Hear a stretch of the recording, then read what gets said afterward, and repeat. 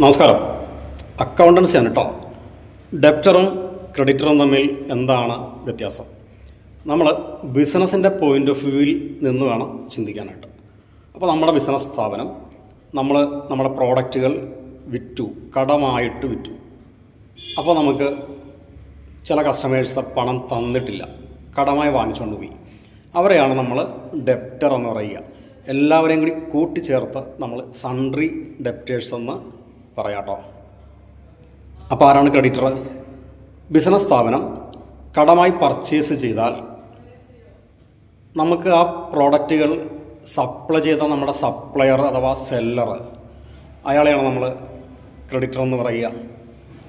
എല്ലാവരെയും കൂടി കൂട്ടിച്ചേർത്ത്, പല ആളുകളുടെ നിന്ന് വാങ്ങിയിട്ടുണ്ടെങ്കിൽ എല്ലാം കൂടി കൂട്ടിച്ചേർത്ത് നമ്മൾ സൺട്രി ക്രെഡിറ്റേഴ്സ് എന്ന് വിളിക്കാട്ടോ. അപ്പോൾ ഒരു കാര്യം മനസ്സിലാക്കുക, രണ്ട് സ്ഥാപനങ്ങൾ തമ്മിലുള്ള ഇടപാടിൽ, എക്സ് വൈയും തമ്മിലുള്ള ഇടപാടിൽ വൈ എക്സിന് പണം തരാനുണ്ടെങ്കിൽ എക്സിൻ്റെ ഡെപ്റ്ററാണ് വൈ.